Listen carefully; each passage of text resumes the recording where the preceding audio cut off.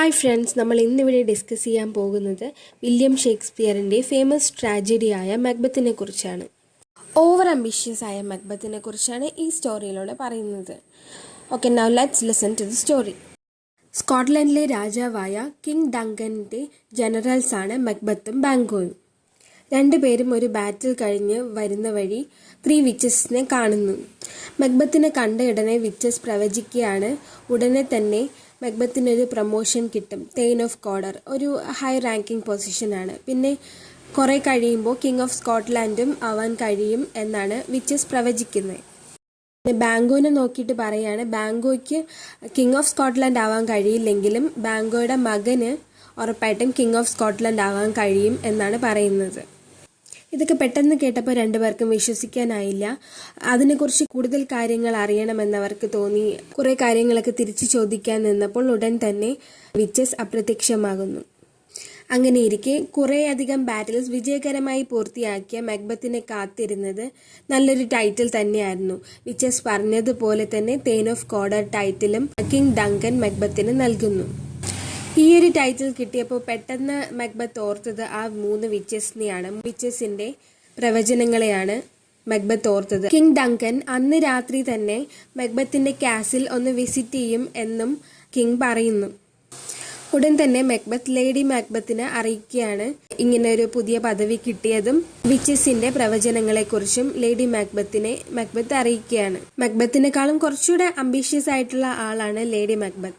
ഇത് കേട്ടതും ലേഡി മക്ബത്തിന് ഒരുപാട് സന്തോഷമായി. എങ്ങനെയെങ്കിലും മക്ബത്തിനെ രാജാവാക്കണം, ഏത് വഴിയിൽ കൂടെ ക്രൂരമായ വഴികളിലൂടെ ആയാലും മക്ബത്തിനെ രാജാവാക്കണം എന്നൊരു മനസ്സ് ലേഡി മക്ബത്തിനുണ്ടായി.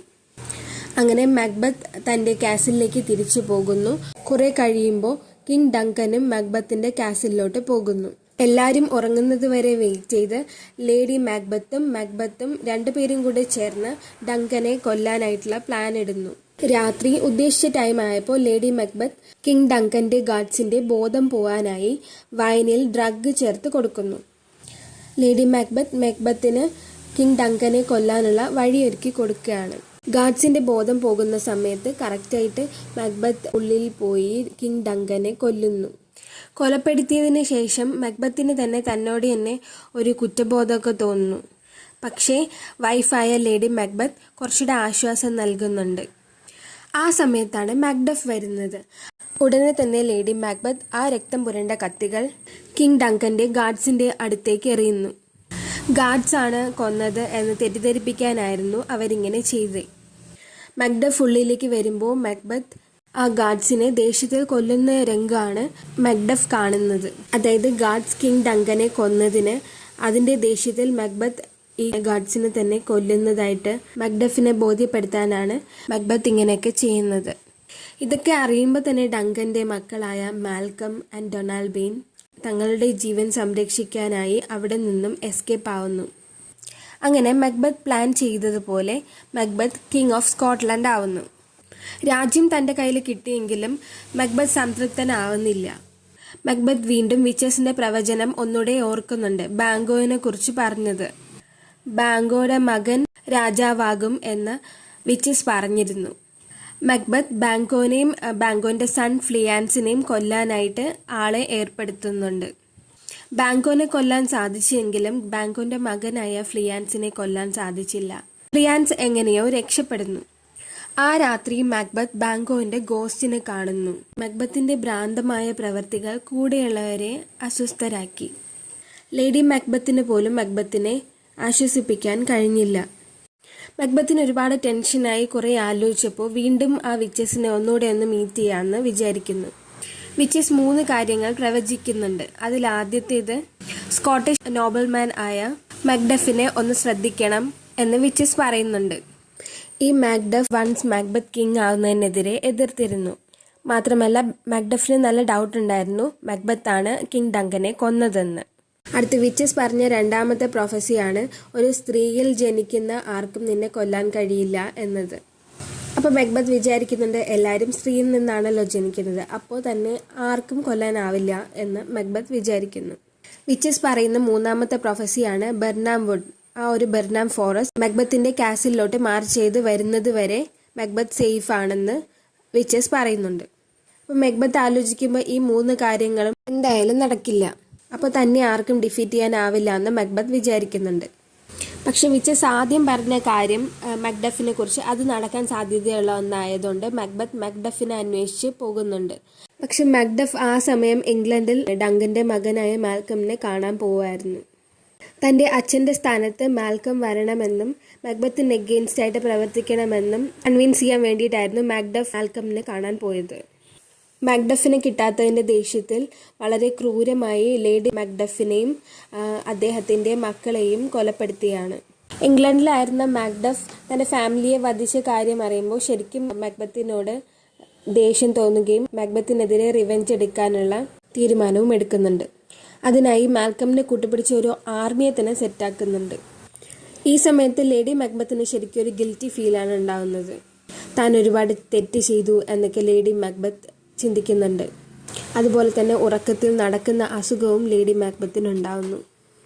ആ രക്തക്കറ ഇപ്പോഴും തൻ്റെ കയ്യിലുണ്ടെന്നാണ് ലേഡി മക്ബത്ത് വിശ്വസിക്കുന്നത്. എത്ര അറേബ്യൻ പെർഫ്യൂം ഉപയോഗിച്ചാലും ഈ കറ കഴുകിക്കളയാൻ കഴിയില്ല എന്ന് ലേഡി മക്ബത്തിന് തോന്നുന്നു. ലേഡി മക്ബത്തിൻ്റെ ഈ ഒരു ബിഹേവിയേഴ്സൊക്കെ കാണുമ്പോൾ പലർക്കും ലേഡി മക്ബത്തിന് ഡൗട്ട് തോന്നുന്നുണ്ട്. അങ്ങനെ അവസാനം അവർ സൂയിസൈഡ് ചെയ്യുന്നു. ലേഡി മക്ബത്തിൻ്റെ ഡെത്ത് ശരിക്കും മക്ബത്തിനെ തളർത്തി കഴിഞ്ഞു. ലേഡി മക്ബത്തിന് വേണ്ടിയിട്ടാണ് ശരിക്കും മക്ബത്ത് ഇതൊക്കെ ചെയ്യുന്നത്, രാജാവാൻ ശ്രമിക്കുന്നതും എല്ലാം ലേഡി മക്ബത്തിന് വേണ്ടിയിട്ടാണ്. ഇപ്പോൾ ലേഡി മക്ബത്ത് തൻ്റെ കൂടെ ഇല്ല എന്നറിയുമ്പോൾ മക്ബത്ത് ഒരുപാട് ഒറ്റപ്പെട്ടതുപോലെ ഒരുപാട് സങ്കടപ്പെടുന്നുണ്ട്. ഇംഗ്ലണ്ടിൻ്റെ ആർമി തനിക്കെതിരെ വരുന്നു എന്നറിയുമ്പോഴും മക്ബത്ത് പിന്തിരിഞ്ഞു പോകാതെ എന്തായാലും മുന്നോട്ട് തന്നെ പോകാം എന്ന് പറഞ്ഞ് ഉറച്ച വിശ്വാസത്തോടെ നിൽക്കുന്നുണ്ട്. ഇംഗ്ലണ്ട് ആർമി ബെർനാം വുഡ് കൊണ്ട് ഉണ്ടാക്കിയ ഷീൽഡ് ധരിച്ചാണ് മക്ബത്തിൻ്റെ കാസലിനോട്ട് മക്ബത്തിനെ അറ്റാക്ക് ചെയ്യാനായിട്ട് വന്നുകൊണ്ടിരിക്കുന്നത്. അതായത് വിച്ചസ് പറഞ്ഞതുപോലെ ബെർനാം വുഡ് തന്നെ തനിക്കെതിരെ നീങ്ങുന്നതായിട്ടാണ് മക്ബത്തിന് തോന്നുന്നത്. എന്നാലും മക്ബത്തിന് ഒരു കാര്യം ഓർക്കുമ്പോൾ ഒരു അഹങ്കാരമൊക്കെ തോന്നുന്നുണ്ട്. അതായത് ഒരു സ്ത്രീയിൽ ജനിച്ച ഒരാൾക്കും തന്നെ കൊല്ലാൻ ആവില്ല എന്ന് അഹങ്കാരത്തോടെ പറയുമ്പോൾ മക്ഡഫ് പറയുകയാണ്, മക്ഡഫ് ഒരു സ്ത്രീയിൽ നിന്നും ജനിച്ചതല്ല. തൻ്റെ അമ്മ മരിക്കുന്ന സമയത്ത് മക്ഡഫിന് ജീവനുള്ളതുകൊണ്ട് വയറ് കീറിയാണ് പുറത്തേക്ക് എടുക്കുന്നത്. അതായത് ഒരു സ്ത്രീയിൽ നിന്നും ജനിച്ചതല്ല, വയറ് കീറി പുറത്ത് വന്നതാണ് മക്ഡഫ്. ഇത് കേൾക്കുമ്പോൾ മക്ബത്തിന് ശരിക്കും ടെൻഷൻ ആവുന്നു, ശരിക്കും വറീഡ് ആവുന്നു. അപ്പോൾ തൻ്റെ മരണം അടുത്തു കഴിഞ്ഞു എന്നൊരു ടെൻഷൻ മക്ബത്തിൽ ഉണ്ടാവുന്നു. മക്ബത്ത് ശരിക്കും തളർന്നു പോയി. ഈ ഒരു സമയത്ത് മക്ബത്തിനെ ശരിക്കും കൊലപ്പെടുത്തുന്നുണ്ട്. എന്നിട്ട് മക്ബത്തിൻ്റെ തലയറുത്ത് കൊട്ടാരത്തിലേക്ക് നടന്നു നീങ്ങുന്നു.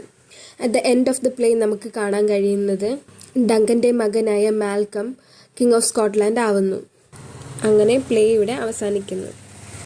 അപ്പോൾ ഈ സ്റ്റോറിയിലൂടെ മനസ്സിലാവുന്നത് ഓവർ അംബീഷ്യസ് ആയ മക്ബത്ത് എന്ന വ്യക്തി രാജപദവിക്ക് വേണ്ടിയിട്ട് എന്തും ചെയ്യാം എന്നുള്ളൊരു മനസ്സോടെ രാജാവിനെ തന്നെ വധിച്ച് ആ രാജപദവിയിലേക്ക് എത്തിയിട്ടും ആ ഒരു സന്തോഷമായിട്ടുള്ള ജീവിതം നയിക്കാൻ മക്ബത്തിനാവുന്നില്ല.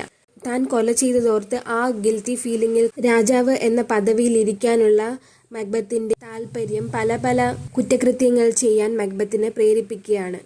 അവസാനം രാജാവ് എന്ന പദവിയിൽ നിന്ന് തന്നെ വധിക്കപ്പെടുകയാണ്. ഓവർ അംബീഷ്യസ് ആയിട്ടുള്ള വ്യക്തിയും ആ വ്യക്തിയുടെ അന്ത്യവുമാണ് വില്യം ഷേക്സ്പിയർ ഈ ഒരു സ്റ്റോറിയിലൂടെ പറയുന്നത്. Thank you for watching.